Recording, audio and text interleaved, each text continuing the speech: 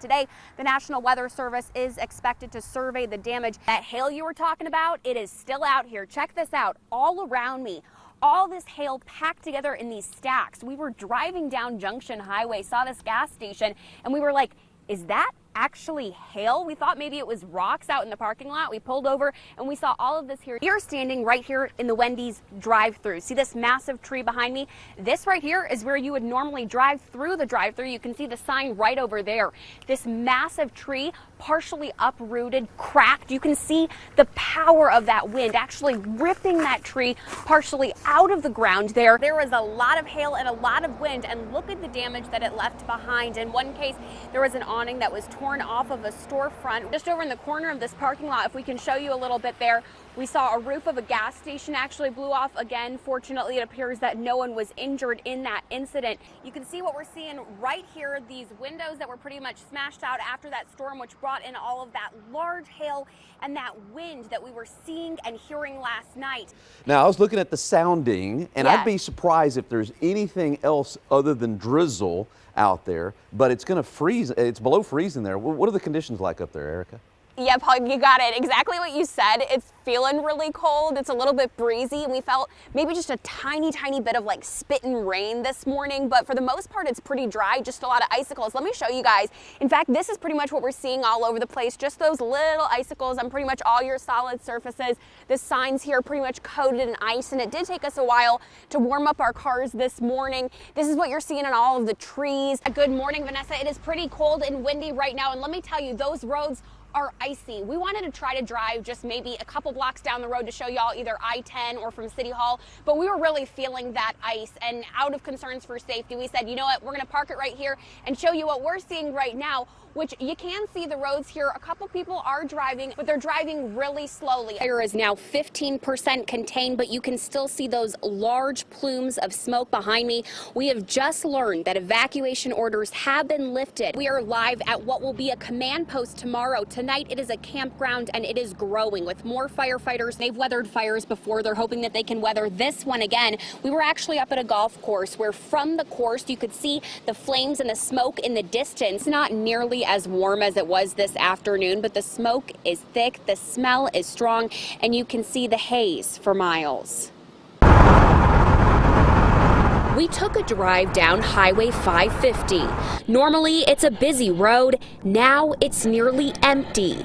All neighborhoods nearby evacuated, and finally a break from flames. In the last 48 hours, there's been a lot less fire activity, which is a really good sign for us. It gives crews time to patrol the woods, mopping up hot spots, searching for flare-ups, and clearing trees and brush that could be fuel for the 416 fire.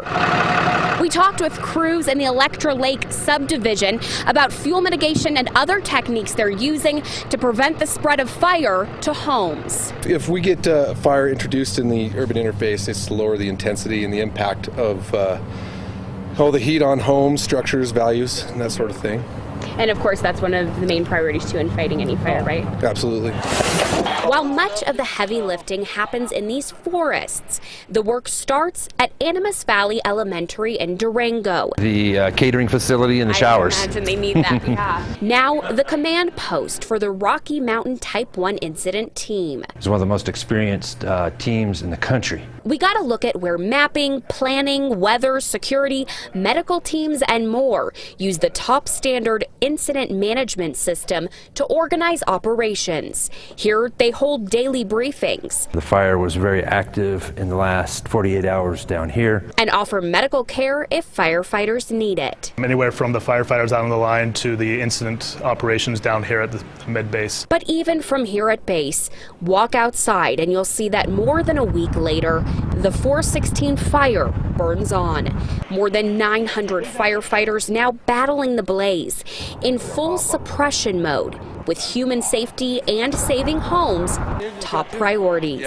Near Durango, Erica Zucco, KOB Eyewitness News 4. And earlier today, we went by the Red Cross shelter for evacuees. They said that a lot of local businesses have been making donations. And we also went by the Humane Society, where they're taking care of evacuees' pets in the time being. A lot of people trying to help in any way they can.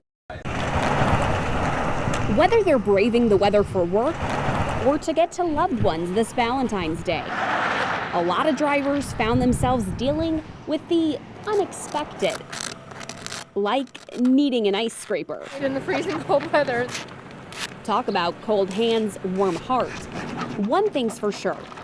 This February 14th will be one to remember. Pit stop, Right. have On fun. Valentine's Day. That's the case for Lori Murray and Ray Madrid, a food truck restaurateur from Clovis, New Mexico. We do street tacos, New Mexico style enchiladas, smothered burritos, all kinds of good stuff. The hangry jalapeno food truck's been treating so many taste buds, they had to hit the road to get a second truck, If you're ever there, come see us. cutting the trip short in Kerrville and cautioning other drivers to do the same. Stay home for now. Tree branches, power lines everywhere down, cars on the side of the road. We witnessed several cars stranded side of the road, semis, so definitely stay home until this weather clears up. They'll be spending tonight in town like other drivers playing it safe, including Brooke Wisenhunt, a traveling nurse from Ballinger, trying to make it home to family after treating recovering COVID patients. But finding a 25-mile drive took 2.5 hours.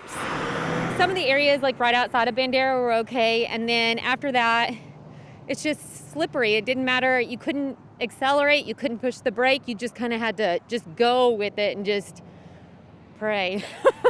She'll reunite with her loved ones when she can, but doesn't want anyone's safety at risk. For the rest of us, Stay put. As much as I wanted to get home to my family, it's definitely not worth it. It's not safe at all. I would not risk it. It's not worth it. and if you can, make the best of it. Happy Valentine's Day. With photojournalist Mike V. Hill in Kerrville, Erica Zucco, KENS 5 Eyewitness News.